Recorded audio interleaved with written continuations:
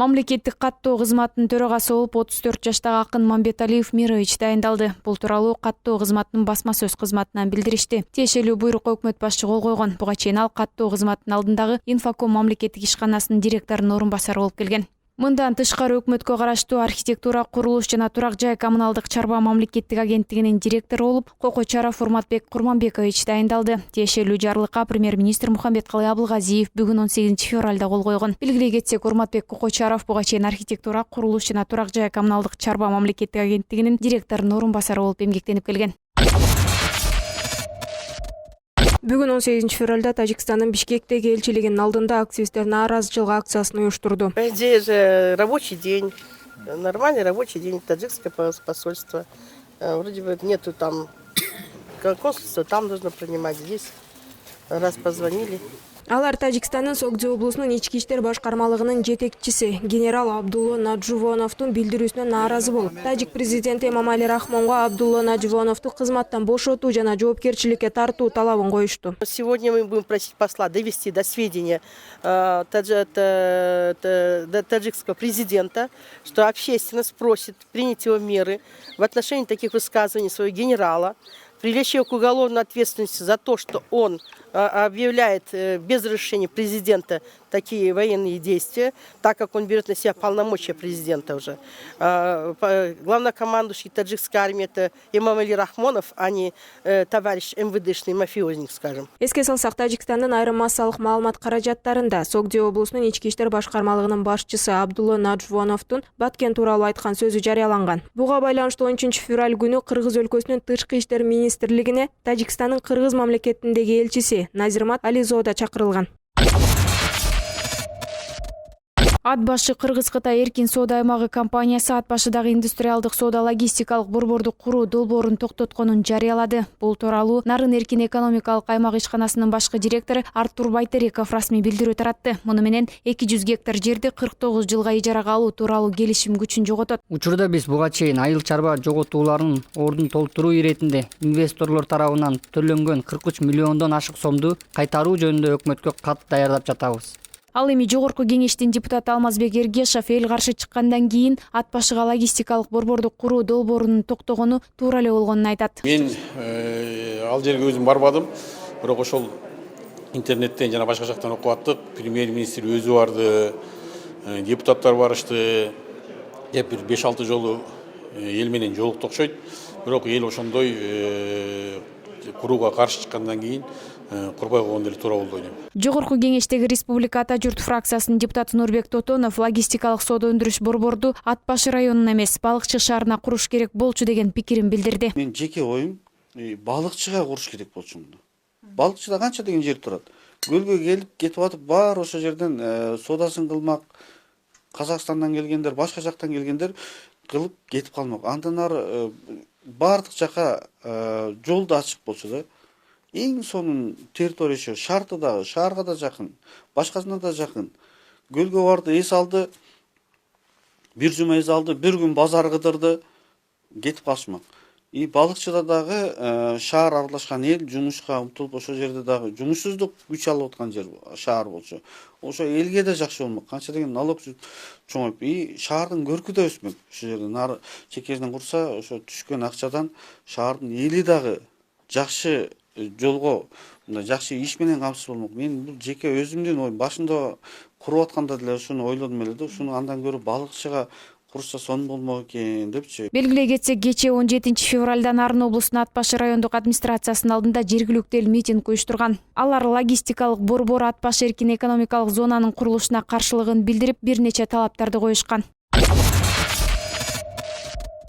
Японияда карантинге алынган Алмаз ханышасы круиздик лайнерде жаңы коронавируска кабылгандардын арасында Кыргызстандын жараны бар экендиги буга чейин айтылган. Бул тууралуу Тышкы иштер министрлиги билдирүү жасап, Кыргызстандын Япониядагы элчилиги Япониядагы кыргызстандыктар менен байланышып, тиешелүү иш-чараларды алып барып жаткандыгын билдирди. Кыргызстандын Япониядагы элчилиги 6 февралдан бери круиздик лайнерде жаңы коронавирусту жуктуруп алууга шектелип жаткан кыргызстандык менен ар дайым байланышта. Ошол эле учурда кыргызстандыктын дене табынын көтөрүлүшү байкалган жок. Ал өзүн жакшы сезип, учурда эч кандай дарылоого муктаж эмес жана дарыгерлердин көзөмөлүндө. Япониядагы Кыргызстандын элчилигине өлкөгө эвакуациялык кылуу боюнча кайрылуу түшкөн эмес. Ал арада вице-премьер-министр Алтынай Өмүрбекова Кыргызстанда коронавируска чалдыккандар жок экенин, коронавирустун келишин алдын алуу жана анын жайылышына жол бербөө боюнча республикалык штабтын 18 февралда өткөн жыйынында билдирди. Кыргызстандын Кытайдагы элчилигинин маалыматы боюнча бүгүнкү күнгө карата вирус жуктургандардын арасында кыргызстандыктар жок.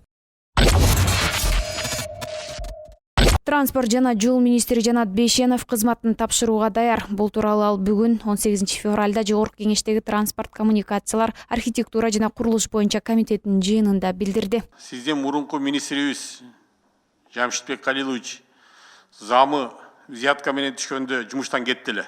Моралдык укугум жок деп. Биз огушубузга караганда интернеттен сиздин да бир замыңыз взятка менен түштү деген сөз жүрүп атат. Ушул чынбы же жалганбы? Чын. Чын, моралдык күнү немеңиз сезесизби өзүңүз ответственностьти? Сезем. Моралдык ответственности сезем. Мен премьер-министр менин позициямды билет. Мен сразу премьер-министрге барып айткам. Эми премьер-министр чечет да. Ошондо моралдык ответственность сезгенде кандай деп айттыңыз?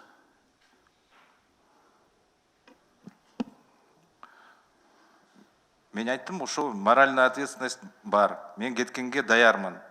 Даже мына заявлениямды сразу алып келдим.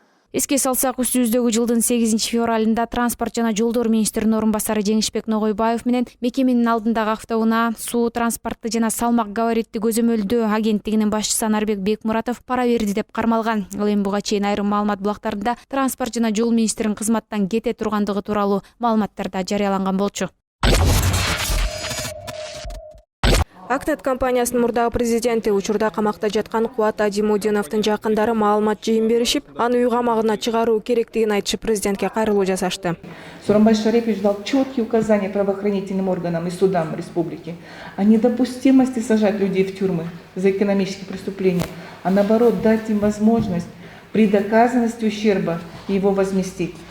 После февральского выступления президента у нас появилась надежда, что все-таки Первомайский суд, который ведет сейчас судебное разбирательство, выполнит указания главы государства и все-таки изменит меру пресечения, выпустит брата на свободу из-за решетки, а также объективно рассмотрит все выдвигаемые к нему статьи, которые мы считаем необъективны. И нам есть что сказать в защиту брата. Алардын айтымында тергөө бир тараптуу болуп жатат. Себебин айыпталып жаткан Ажимудиновдун жактоочусу төмөнгүдөй түшүндүрдү. Тергөө убагында Ажимудиновдун үстүнөн соттук медициналык экспертиза дайындалган. Ажимудиновдун ден соолугунун начарлыгын, өмүрүнө коркунуч жараткан оорулар менен ооруган ошол экспертизанын корутундусу далилдеп чыкты. Ошол корутунду иш материалдарында тиркелген. Мисалы ошол оорулар Кыргыз Республикасынын өкмөтүнүн 20 июнь 2018 жылы токтоо менен бекитилген тизмесине кирет. Андай оорукчандарга камак менен байланышпаган бөгөт чара колдонуш керек. Мыйзам боюнча. Бирок тилекке каршы бүгүнкү күнгө чейин Ажимудиновдун жактоочуларынын бир нече аны үй камакка чыгарылсын деген өтүнүчтөр четке кагылып, канааттандырылбай келе жатат.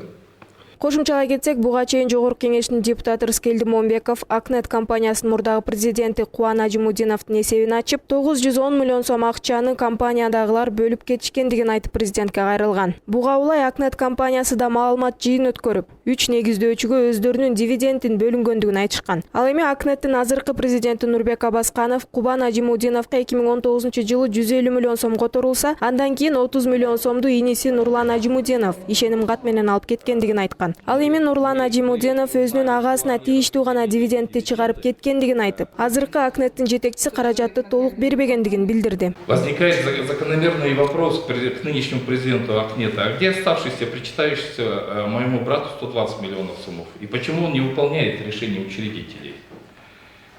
Нынешний президент Акнета Абасканов вводит в заблуждение общественность, ссылаясь на то, что два учредителя, большинство голосов, назначили его президентом и решили распределить дивиденды, не нарушая закона.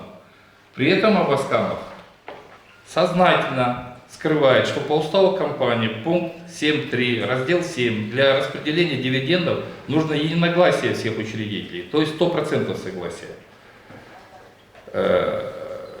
Чего не было это сделано. Мындан тышкары ал жогорку кеңештин депутаттарына да кайрылып, Акнетте болуп жаткан кырдаалга көңүл буруп, комиссия түзүп териштирүүнү суранды. Айыпталуучунун жакындары тергөө иши колдон колго өтүп жаткандыгына нааразы болушту. Сперва было подано Финпол, так в народе называемый, да, ГОСБ. Они начали расследование, но вмешалась Генеральная прокуратура, изъяла их дело, затребовалось и передало опять в МВД. Там же, где расследуется брата дела. Вот такая свистопляска идет. То есть вы хотите сказать, что вам искусственно чинили препятствия для расследования? Да, ваши...